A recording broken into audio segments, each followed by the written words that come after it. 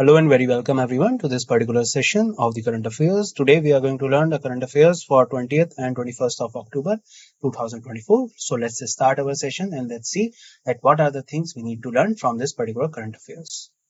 So before we start, here are the things we are going to discuss in this particular session. So I have some international news, national news, state news, banking and finance, defense, science and technology, sports, important days, and apart from that, books and authors, ranks and reports, awards and recognition. And at last, we will talk about appointments and then summarize. The images used in our slide deck are for educational purpose only. We respect intellectual property rights of all the original creators and owners of these images. If you are the owner of any of the images used in this deck and have any concerns or issues, please contact us at sathi@iitk.ac.in and we shall remove the images. So the first thing that we need to learn is that about the international news, and Subainto announces Indonesia's largest ever cabinet. So recently what has happened, guys, that newly inaugurated President Prabowo Subianto has unveiled Indonesia's largest ever cabinet comprising 109 members. So the first thing that you need to learn is that after the particular appointment of the Said case as the president, as the second time president of Tunisia, and overall the third time, now Indonesia has also appointed the president as the Subianto, Prabowo Subianto. And what is the news regarding him? So he particularly appointed 109 members in his cabinet. So cabinet is a thing in which there are different type of ministers added by the head. So in India, as you can see, that prime minister added some particular number of members into the cabinet. But in India, when we compare it with the other countries, India has particular restrictions that the number of members in the cabinet should include 15% of the Lok Sabha. But when we talk about Indonesia, they have comprised 109 members in the cabinet.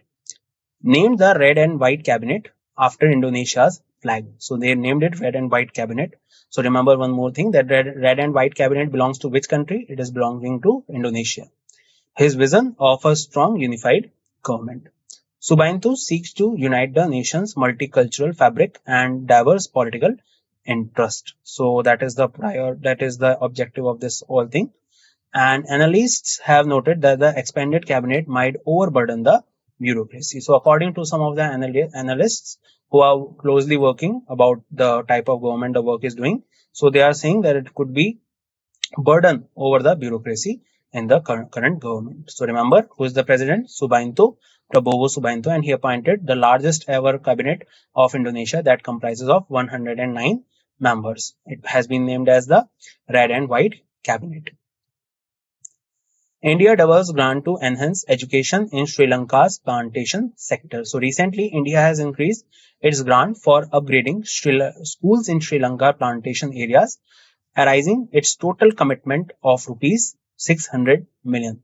That means that India is now collectively working for the last 1 or 2 years since when the Sri Lankan economy collapsed. So India is closely working with it as per the neighbor first policy, and now India is helping in the Sri Lanka's plantation areas with a total investment of 600 million. That is in Indian rupees, if we say, it's 172.25 million rupees. And just to refresh your memory, recently Indian institute like IIT Madras, they recently opened a campus in Kandy, Sri Lanka. And apart from it, Indian Bank, that is one of the major bank, the State Bank of India, they also opened a particular branch in Sri Lanka. So apart from all these things, now India is also helping with the plantation sector. The initiative aims to improving educational infrastructure in the Indian origin Tamil community. The focus is on 9 schools across central, Yuva, Sabargamuwa, and southern provinces. The move strengthens India-Sri Lanka bilateral ties in education. Highlights of PM Modi visit to Vientiane, Laos, PDR. So recently, Prime Minister Narendra Modi visited Vientiane, the capital of Laos, PDR, that is a country in the Southeast Asia.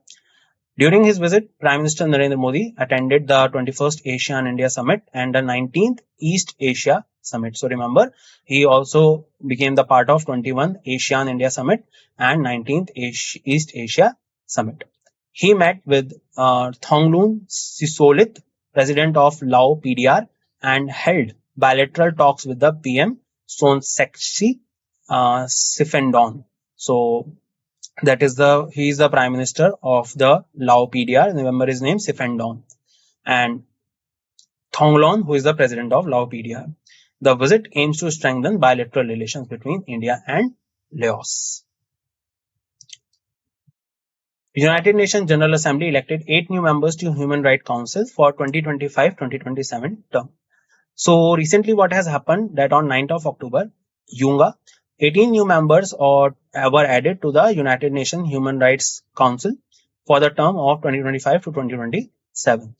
The newly elected members include Benin, Bolivia, Colombia, Cyprus, Czechia, Democratic Republic of Congo, Ethiopia, Gambia, Iceland, Kenya, Marshall Island, Mexico, North Macedonia, Qatar, Republic of Korea, Spain, Switzerland, and Thailand. So these are the 18 countries.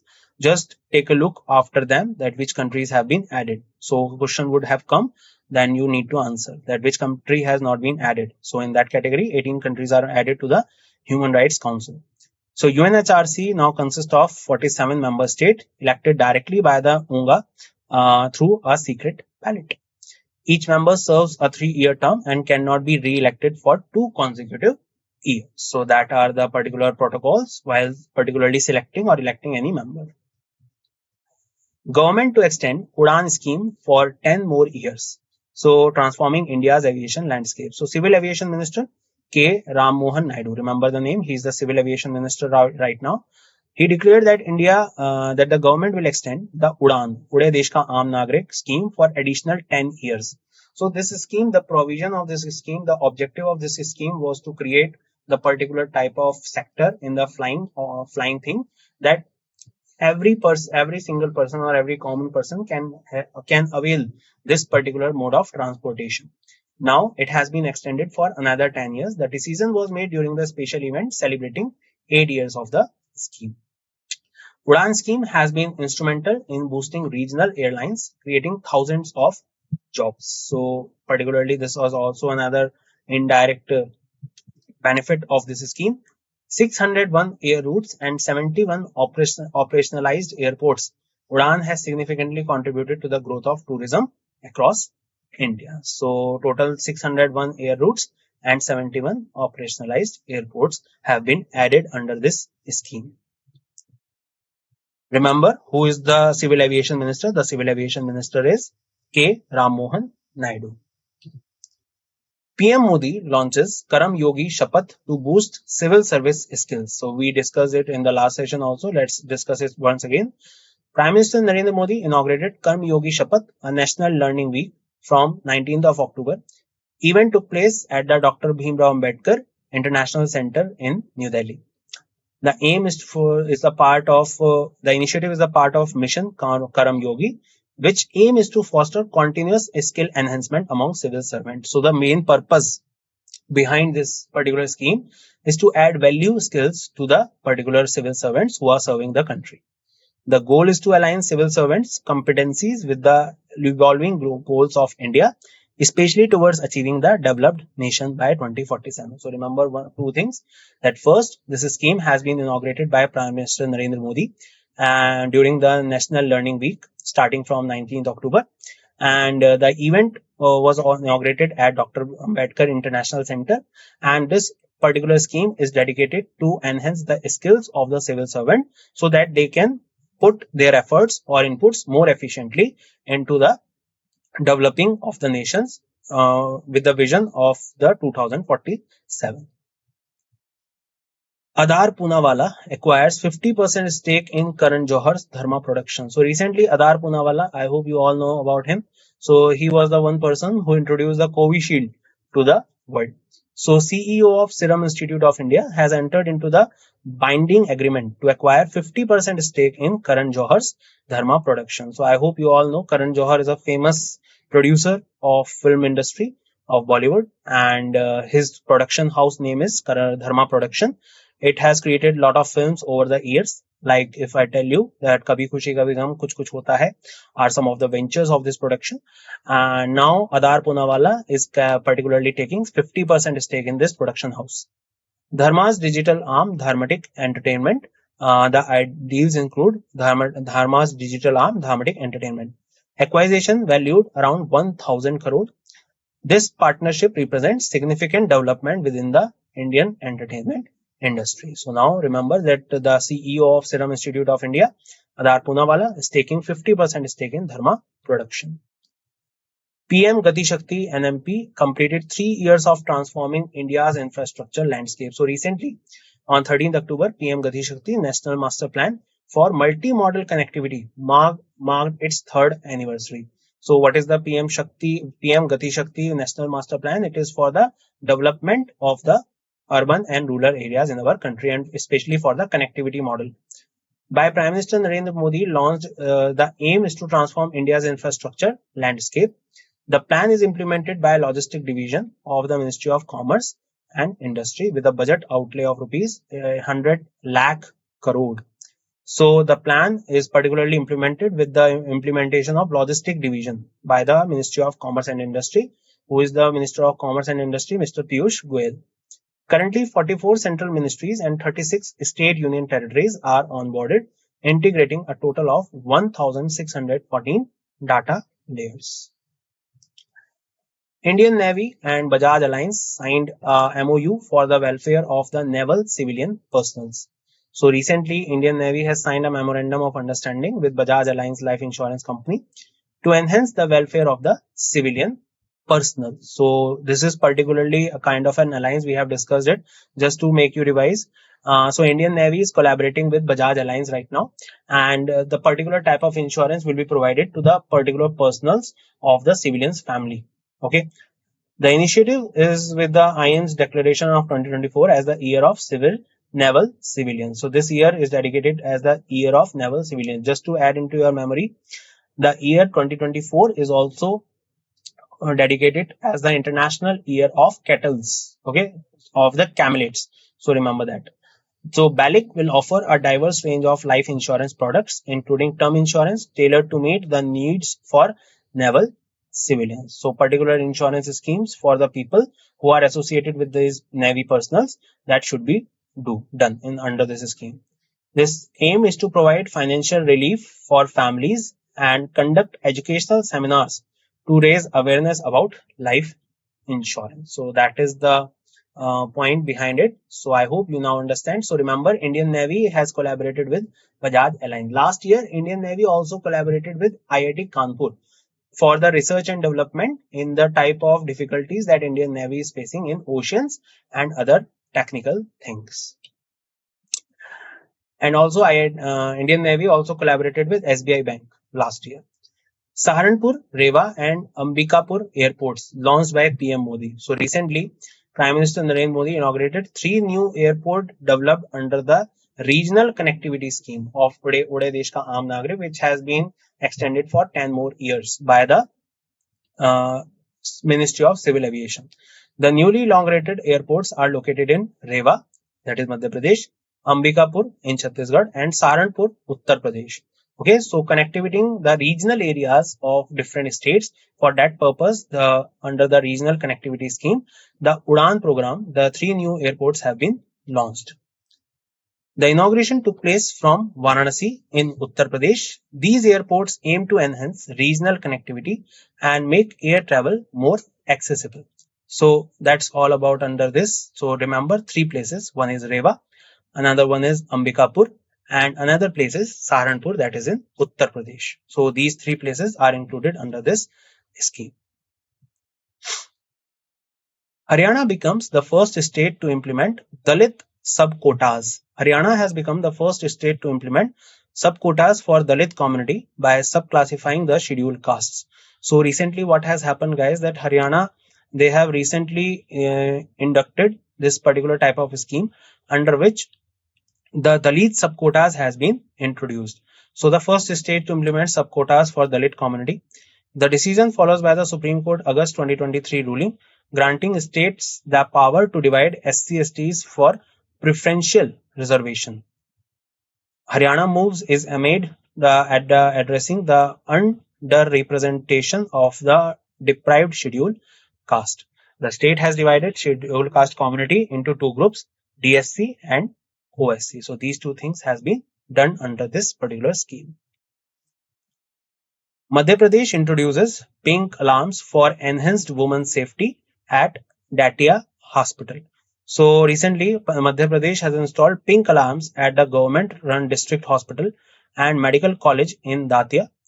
Particularly, this particular type of hospital, let's see that what is the aim. So initiative aims to add enhancing safety for women in healthcare settings. So after the incident of Kolkata, now these type of things will came into being in different states. So Madhya Pradesh introduces pink alarms. The move addresses growing concern about the safety of the female staff in the public hospital. The initiative gained attention following the tragic rape and murder of a trainee doctor at RG Kar Medical College and Hospital in Kolkata. So remember that pink alarm is regarding the enhancement of the women's safety at the hospital, and it has been introduced in Madhya Pradesh. Who is the Chief Minister of Madhya Pradesh? That is Mr. Mohan Yadav. Maharashtra launches India's first state-level cyber command center and to combat cybercrime. So recently, Maharashtra State Cyber Department, in partnership with L&T Technology Service Limited, launched India's first state-level cyber command and control center in Navi Mumbai. So we have seen it a lot of times. Recently, Home Ministry has also started a particular portal for the helping in the cases of cyber crimes and frauds. And now Maharashtra State Cyber Department, partnering with L&T Services, L&T Technology Services, they have introduced India's first state-level cyber command and control center, that is in Navi Mumbai. Inaugurated by Deputy Chief Minister Devendra Fadnavis, the Triple C aims to enhance speed and efficiency for investigating cyber incidents. Center integrates advanced technologies like AI, blockchain, and includes over 50 global forensic and cyber security tools.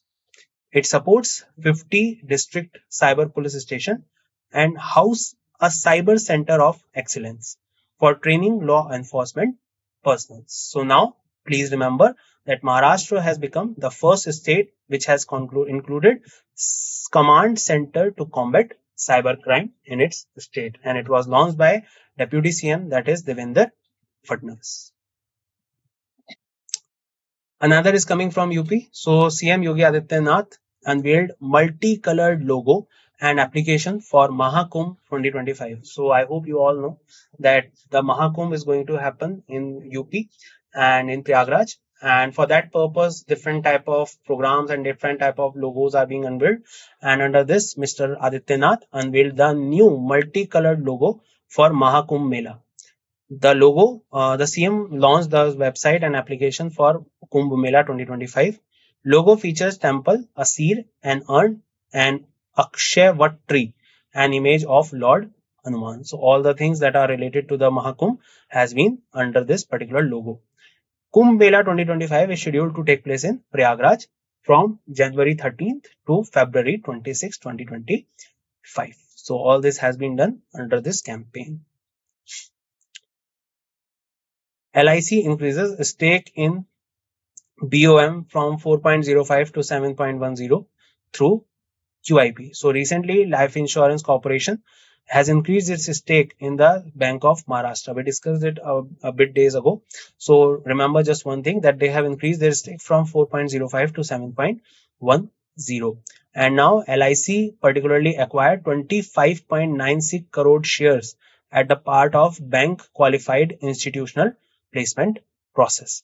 So this will also help Bank of Maharashtra to get trust in the public community, because LIC is a big firm. Whenever the LIC raises the stakes in any company, the balance sheet of that company always go in the positive side.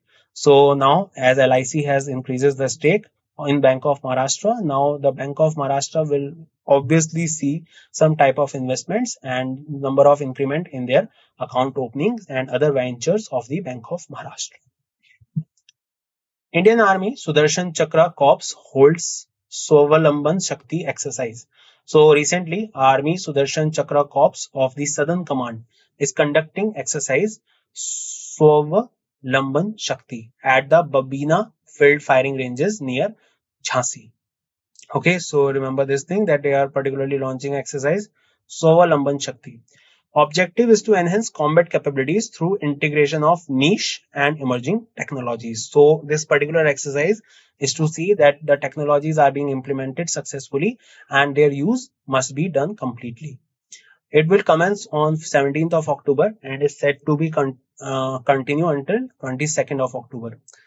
The 21st Corps or Sudarshan Chakra Corps is headquartered in Bhopal. So remember, this Sudarshan Chakra Corps is headquartered in Bhopal and they have started exercise in Jhansi, that is the Swavalamban Shakti exercise. India and Oman conducted joint naval drill Nashim al-Bahr of Goa. So India, Oman, they are particularly the countries that are having good relations for the past some years, and now they are conducting a naval exercise, that is the Nashim al-Bahr, and it was being conducted from 13th to 18th October on the coast of Goa. The exercise that is in Arabian Sea. So that exercise featured participation of Indian Navy, INS Trikand and Dornier maritime patrol aircraft. Royal Navy of Oman's vessel Al Seeb also participated in the drill. The exercise was conducted in two phases. So remember, the exercise name is Nashim Al Bahr, and it is an exercise, joint exercise of Navy between India and Oman. The capital of Oman is Muscat. India's first memorial for unsung heroes of military intelligence, Satark Park, unveiled in Pune. So Indian Army inaugurated its first memorial, that is the Satark Park in Pune, dedicated to military intelligence personnel who lost their lives in service. So whenever we talk about sacrifices in the field of war and all that, we talked about a lot of people like Mr. Vikram Batra, Manoj Kumar Pandey and all that. But the people who are involved in intelligence, that means who were particularly sacrificed their lives while getting informations, while getting any kind of input from the enemy side, they lost their lives, but they are never commemorated, sometimes never commemorated. So basically Indian Army has inaugurated the first memorial, that is the Satark Park. Remember where it is? It is in Pune. It becomes very important for the students who are preparing for different exams. So Satark Park will be now in Pune and it is dedicated to military intelligence officers. The park was inaugurated by Lieutenant General Pradeep Kumar Chahal and is maintained by Military Intelligence Training School and Depot. The memorial features bust of 40 MI personals, that is military intelligence personals, including 11 officers who martyred in various operations since 1962. The park is inspired by MI's motto, Sada Satark. So remember what is the motto? That is Sada Satark, always alert.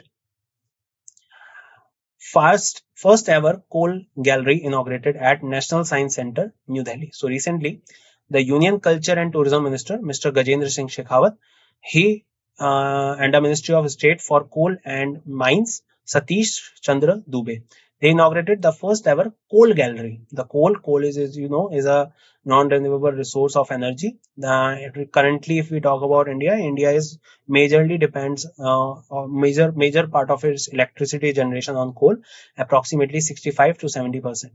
So who is the Cultural and Tourism Minister? That is Gajendra Singh Shekhawat, and along with the Minister of State for Coal and Mines, Satish Chandra Dubey, they have started the first ever coal gallery. Exhibition titled Black Diamond unveiled the depths, highlight coal's journey from its formation to its essential role in modern energy production. Through immersive displays, the gallery educates visitors on coal extraction, mine technologies, environmental practices, and future innovation in sustainable energy. The gallery is located at the National Science Centre in New Delhi. So whenever you are going to visit Delhi, you must visit there and you get to know the information related to the coal energy in India, what was the past and what is the future. IIT Madras set to launch International Research Center in Dubai by 2025. So already we have learned that IIT Delhi recently opened their center in UAE. IIT Madras already opened two centers, one in Kandy, that is in Sri Lanka, and another in Tanzania. Now IIT Madras again is set to launch an research center in Dubai. So IIT Madras has announced that it will launch its inaugural international flagship center in Dubai. It will be dedicated to research. The center will focus on research, innovation, and entrepreneurship. set to open in early 2025. And aim is to collaborate and knowledge exchange between India and UAE. The center will serve as a hub for cutting edge research and development. So UAE and India, they are particularly sharing a lot of things together for the last 1 or 2 years. Now they are also sharing a particular research center by IIT Madras in UAE. MNRE notifies scheme guidelines for rupees 500 crore innovative projects component under PM Surya Ghar Muft Bijli Yojana. So Ministry of New and Renewable Energy has issued guidelines for the 500 crore innovative projects. Okay, so new 500 crore project have been 500 crore budget is given to the innovative projects under the Ministry of New and Renewable Energy component under the PM Surya Ghar Muft Bijli Yojana.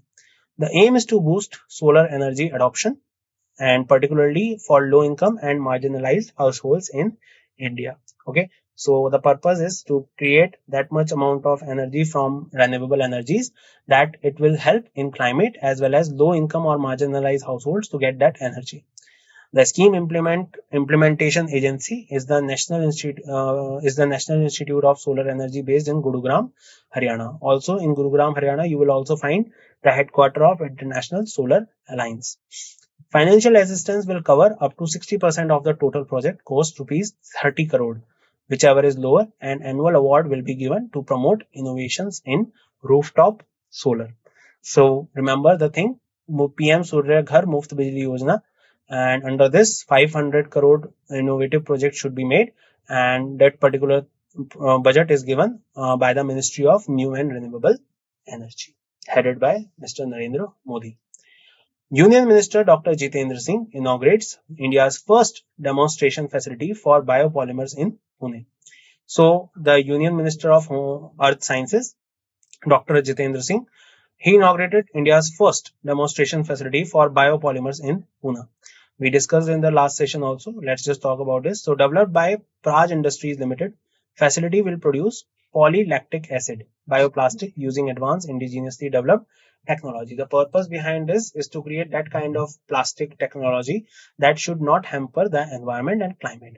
The initiative support of India's commitment to sustainable practice and aims to shift from fossil-based plastic to biodegradable alternatives. As I said, that we need to shift also in the category of plastic. So for that purpose, this biopolymers is being implemented.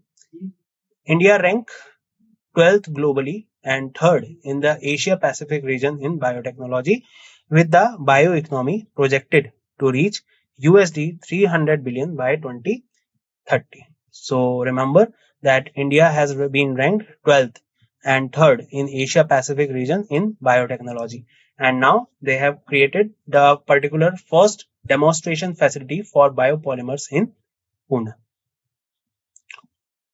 Balla Devi becomes first Indian woman to score 50 international goals. So recently, Nagangom Balla Devi, she has become the first Indian woman to score 50 international goals. So remember her name. After Sunil Chetri, you should also know her name, Balla Devi. She plays as a forward for Manipur Police and Indian national team. Her recent achievement was celebrated following a goal against Pakistan in 2024 SAF Women's Championship, South Asian Football Federation Championship.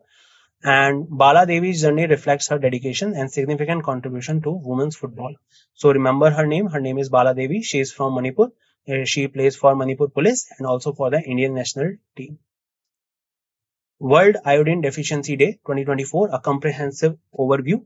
So World Iodine Deficiency Day, also known as the Global Iodine Deficiency Disorder Prevention, is observed annually on 21st of October. So to prevent or to create awareness regarding the deficiency of iodine in our body. So particularly 21st of October is dedicated for this day. The day emphasizes adverse consequence of iodine deficiency remains a global public health issue. Effort to eradicate iodine deficiency and achievements of various programs as highlighted. World Standard Day, 14th of October. So World Standard Day is observed annually on 14th of October. Highlights the importance of standards related efforts. The theme is shared vision for a better world standards for a challenging climate. First World Standard Day was officially launched on 14th of October. The day honors collaborative contribution of individuals, organizations committed to developing voluntary standards. So for that purpose, World Standard Day has been commemorated. International Day of the Girl Child 2024. So recently, the International Day of the Girl Child observed annually on October 11. The theme is Girls' Vision for the Future. The day addresses challenges faced by girls and promotes their empowerment and human rights. And particularly, if we talk about the first International Girl Child Day was observed in 2012 on 11th of October. So remember, the particular 11th of October is dedicated to Girl Child Day internationally. And what is the theme? Vision for the future. World Arthritis Day, a particular disease that is associated with the particular bones. So Arthritis Day is observed annually on 11th of October, raise awareness about rheumatic and musculoskeletal diseases. The theme is Informed Choices, Better Outcomes. World Arthritis Day was first established in 1996 by Arthritis and Rheumatism Internationals. The event was observed every year since its inception in 1996. A book titled Mountain Mammals of the World by M.K. Ranjit Singh. M.K. Ranjit Singh, a renowned conservationist, that means he works in the field of conserving the wildlife, has released a new book named as Mountain Mammals of the World. The book is published by Penguin Random House. Ranjit Singh has played pivotal role in shaping India's wildlife conservation policy. His literary endeavor reflects decades of research, exploration, and passion for the natural world. So remember one name, that is M.K. Ranjit Singh, and he particularly created a book that is Mountain Mammals of the World. Economic Freedom of the World 2024 Annual Report. So recently the report was published, Economic Freedom of the World. That means how many countries under this report have economic freedom, that they are self-sufficient and sustainable. So evaluates the extent of which individuals in 165 jurisdictions can make their own economic choices. Latest data from 2022, top 3 most economical free regions are Hong Kong, Singapore and Switzerland. The report indicates global decline in economic freedom over the past 3 years. This decline reverses a trend improvement that lasted nearly 2 decades. So it includes the economic freedom of the world, and the first country under this particular report is Hong Kong, second is Singapore, and third one is Switzerland.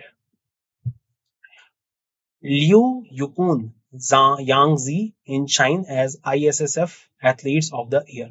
So China's Liu Yukun, the reigning Olympic champion in the Paris Olympics, honored as the Athlete of the Year by the International Shooting Sport Federation.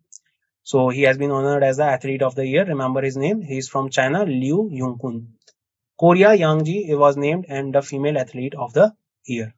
The athletes were recognized for their remarkable achievement in the sport. The accolade highlights their dedication and excellence in shooting sports. So a particular male category is from China, that is Liu Yungkun, and female is from Korea, that is Yang Zi. Ashokan Charuvil from Kerala wins the 2024 Vayalar Award for Katur Kadavu. So Ashokan Charuvil, the Indian short writer in Malayalam language, won 48 Vayalar Ramavarma Memorial Literary Award for his novel Katur Kadavu. The novel explores themes of life, revival, and the national movement set against the backdrop of villages devastated by great floods. So it is talking about 2-3 things like life, revival, and some movements against the backdrop of villages that are impacted by floods. Award include cash prize of 1 lakh rupees and a bronze sculpture designed by the artist Kanai Kuinar Raman. The award will be presented on 27th of October, the death anniversary of Vayalar Rama Varman. I hope so far things are clear. Okay, now let's talk about something else. Vijay Kishore Rahatkar, appointed as the chairperson of NCW. So Srimati Vijaya Kishore Rahatkar has been appointed as the new chairperson of the National Commission for Women. She is the ninth individual to hold this estimated position. So currently, if we talk about Vijay Kishore Rahatkar, she has been appointed as the chairperson of the National Commission for Women. And remember that her appointment is very crucial for this particular organization, as this organization is particularly important for the betterment of the women in our country. She is the ninth individual to hold this estimated position. The announcement was made by the Narendra Modi government. Appointment highlights the commitment to advancing women's rights and issue in India. So remember Vijay Kishore Rahatkar. Abhyuday Jindal named as the new president of Indian Chamber of Commerce. So recently, Indian Chamber of Commerce appointed Abhyuday Jindal, managing director of Jindal Stainless Limited, as the new president. So Abhyuday Jindal is now being appointed as the managing director of Jindal Stainless Limited. Announcement was made during ICSE annual plenary session held in Delhi. That is the Indian Chamber of Commerce. The Commerce and Industry Minister Piyush Goyal served as the chief guest at the event. Jindal's appointment is expected to bring new perspectives to the ICC as he is young. So remember Abhyuday Jindal appointed as the new president of Indian Chamber of Commerce. Nayab Singh Saini took oath as the Haryana CM for the second term. On 17th October, Nayab Singh Saini, who was recently appointed as the chief minister in this year, early in January, February, after the resignation of the former chief minister, Mr. Manohar Lal Khattar. And now Nayab Singh Saini took oath as the chief minister once again of Haryana for his second term. He previously served as the Haryana CM from March 2024 to October 2024. Haryana Assembly elections were held from 5th of October, where BJP won 48 out of 90 seats. That is clear majority. Nayab Singh Saini secured his seat from the Ladwa constituency, defeating Congress candidate Meva Singh Singroha. So remember, his constituency is Ladwa, and he becomes the new chief minister or the second time chief minister of Haryana. Let's just revise. So Subai Anto announces Indonesia's largest ever cabinet. He is from Indonesia. Total number of ministers are 109. India's double grant to enhance education in Sri Lanka's plantation sector. Highlights of PM Modi visit to Laos. Yunga elects 18 new members to Human Rights Council for 2025-2027. Government to extend Udan scheme for 10 more years. PM Modi launches Karam Yogi Shapath to boost civil service skills. Adar Poonawalla acquired 50% stake in Karan Johar Dharma Productions. PM Gati Shakti NMP completed 3 years of transforming India infrastructure landscape. Indian Navy and Bajaj Alliance signed MOU for the welfare of Navy civilian personnel. Saharanpur, Rewa, Ambikapur airports launched under the Regional Airport Scheme under the Udan scheme. Haryana became first state to implement Dalit subquotas. Madhya Pradesh introduced pink alarms for enhanced women's safety at Datia Hospital. Also remember that in Haryana's government hospital, it becomes the first state where the dialysis machines are given in the government hospitals. Maharashtra launches India's first state-level cyber command center for combat cybercrime. UP CM Yogi Adityanath unveiled multi-colored logo and app for Mahakumbh. LIC increased stake in Bank of Maharashtra. Indian Army Sudarshan Chakra Corps held Swavalamban Shakti exercise in Jhansi. India and Oman conduct joint naval drill Nasim Al Bahr of Goa. India's first memorial for unsung heroes of military intelligence, Satark Park, to be unveiled in Pune. First ever coal gallery inaugurated at the National Science Centre, New Delhi.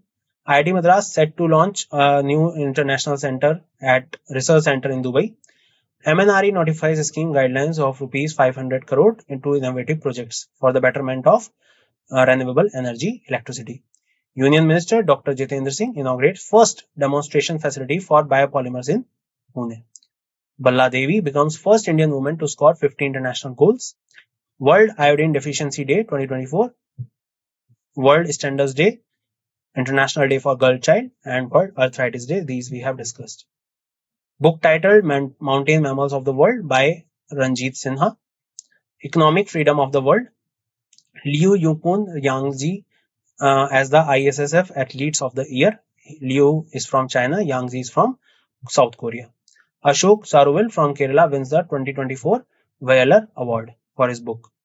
Vijay Kishore Rahatkar appointed as the chairperson of NCW. Abhyuday Jindal named new president of Indian Chamber of Commerce. Nayaab Singh Saini took oath as the Haryana CM for the second term. And that's it in this session. I hope you all enjoyed the session and the session was knowledgeable for all of you. I'll meet you in the next session. Till then, bye bye. Take care, everyone, and see you soon.